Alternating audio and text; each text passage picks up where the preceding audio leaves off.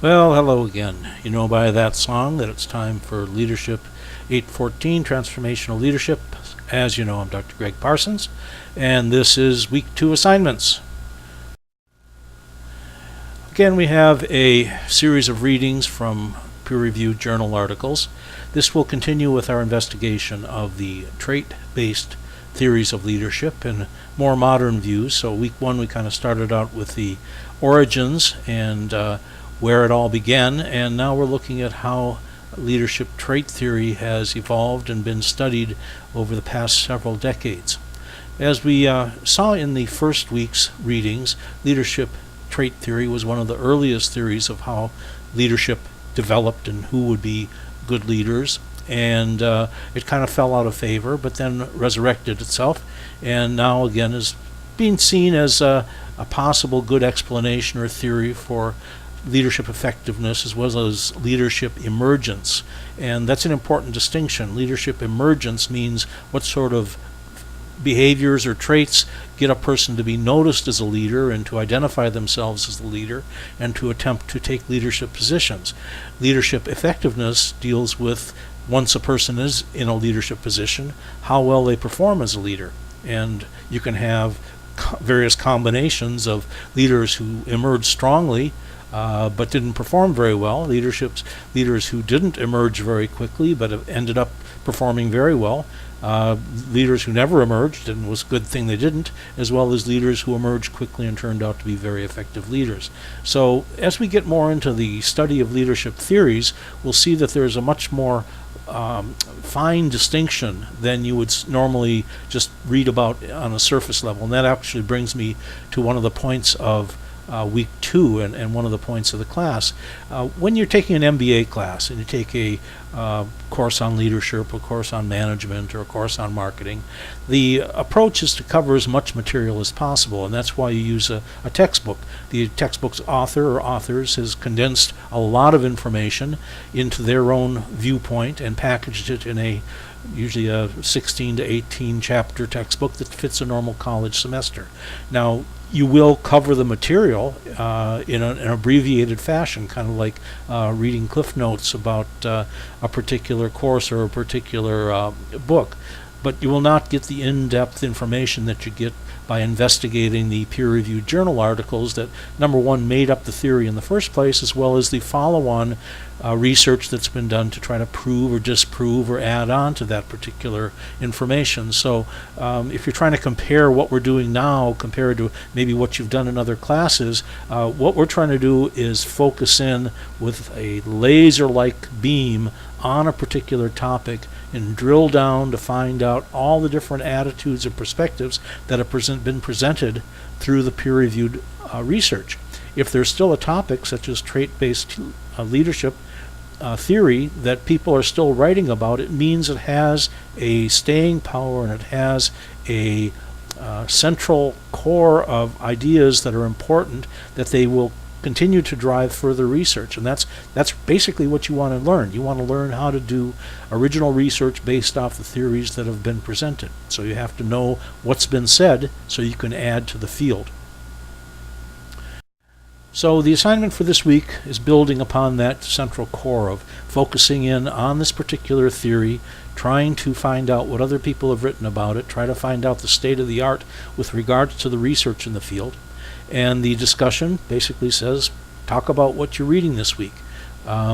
Explain it, demonstrate to me that you've read the articles, that you've spent some time thinking about it, and that you're prepared to discuss your interpretation of the leadership trait models from a variety of different perspectives.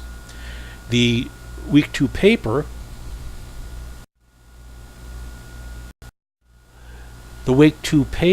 is going to summarize the 2 weeks worth of research that you've been reading.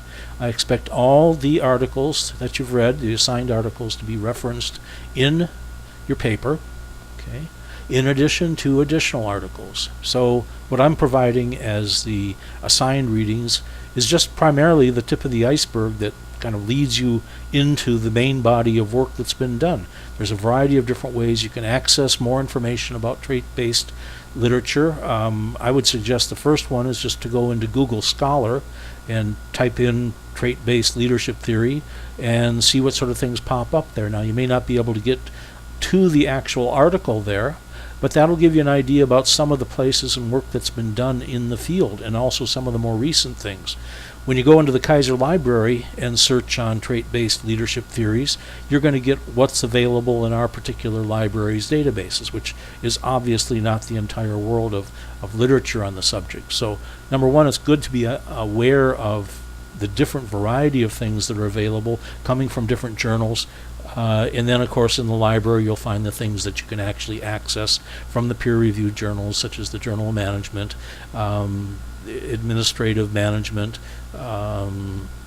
organizational behavior journals. So the places that these type of articles come from generally will be available, and the required readings have been pulled from our library, so you should be able to find them there. So the Week 2 paper places trait-based theories in their position as the evolution of leadership thinking develops. And as I said, they were one of the earliest types of theories that were actually written about and published about, but they still have a basis in the research ongoing today, and we've seen that in a number of the articles that we've read. To help you with writing your first paper for the class, if you go to the Start Here section of the class, you'll find a video on scholarly writing and also on peer-reviewed journal articles. Now, you may have seen these before in other classes. They're the same videos, but if you haven't seen them lately and you're trying to get ready to go for writing for this class, it might be a good idea to take a look at those. For a brief summary, I'll just run through quickly what I see as the keys to academic writing. You're going to be using the literature, the assigned articles and outside articles, to build the foundation of your position. Now, some people start writing and basically they just write a list of what all the different articles they read, basically a summary of those. And that's not the idea at all. The idea is you understand what position the articles are taking with regards to the topic, and then you create the story or the theme that each one of these articles adds to or builds. So the academic literature builds the foundation, but you write the article through a synthesis of what the published authors are saying. Now, this isn't necessarily easy to do because you're used to simply summarizing and reporting what the article said.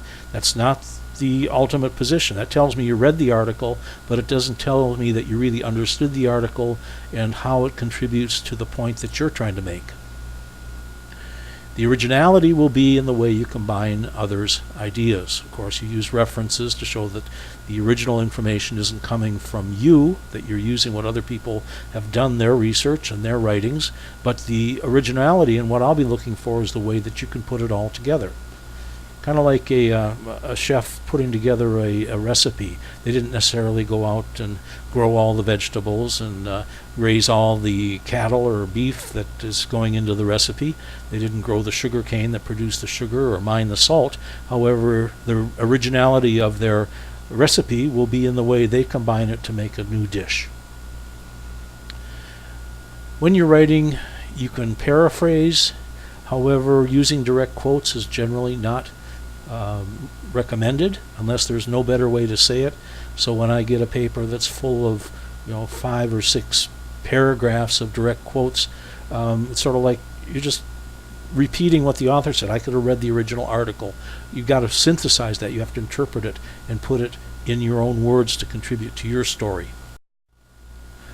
So, for example, this article is taken from another class, but the point is made. Here the author is writing about Henri Fayol, one of the early management theorists, and the title of the article are Parallels to Behaviorist Management and Transformational Leadership. And you can see the highlighted in yellow is where the author is pulling the information and ideas from different articles, and they're referenced. So he says Fayol's classical management theory tends to be stereotyped as representing a command and control approach while ignoring the human element, which results in a negative connotation. Now, that's not a direct quote because it's not in quotation marks, but that idea was taken from Parker and Ritson. Then he goes on to say Mintzberg 1990, deemed Fayol's work management folklore. Okay, again, this isn't what the author is saying, but he's giving the different sides of people who over the years have written about Henri Fayol's work. And now he puts in his own comment, but he finds other people to agree with him. I join with several others, specifically Wren, Parker and Ritson, Lamond, and Fells, to highlight the contemporary value that Fayol's theory offered.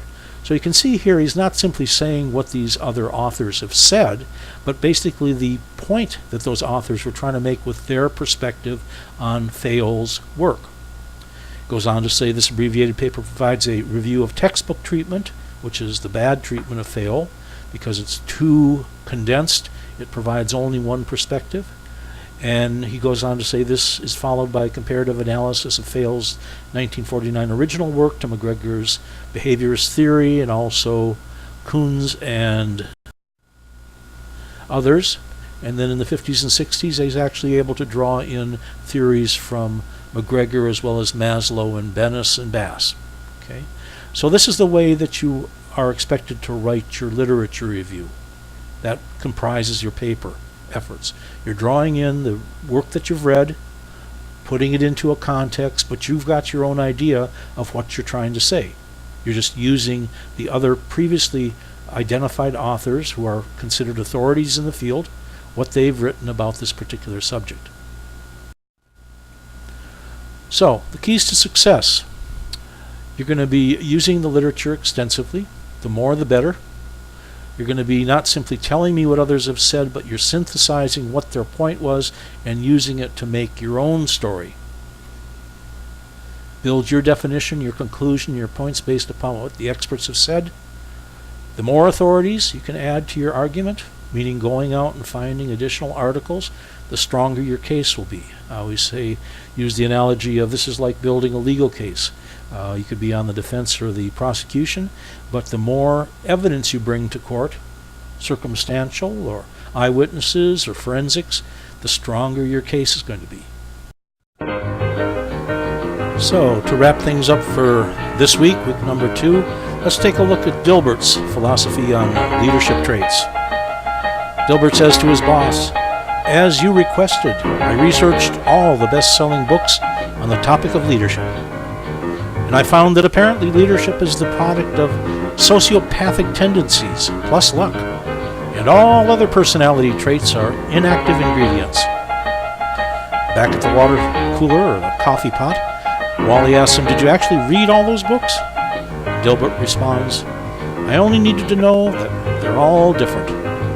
And this you'll find as we study more about leadership, the different models and philosophies is because of the vagaries of what leadership actually is and the difficulty in coming up with definitions, nearly everybody can write their own definitions and their own expertise with regards to what should constitute leadership, what doesn't constitute leadership, what's effective leadership, and all the different types of leadership. So one of the difficulties as an academic researcher, where we're looking for verifiable results, things that we can actually test and prove that they work, is to go against the common sense view of everybody understands leadership, everybody knows what it is and can identify good leadership when they see it. Kind of like beauty is. Everybody knows what they think is beautiful, but nobody else may agree. So until next time, with those thoughts, good luck, and you know how to reach me. Bye.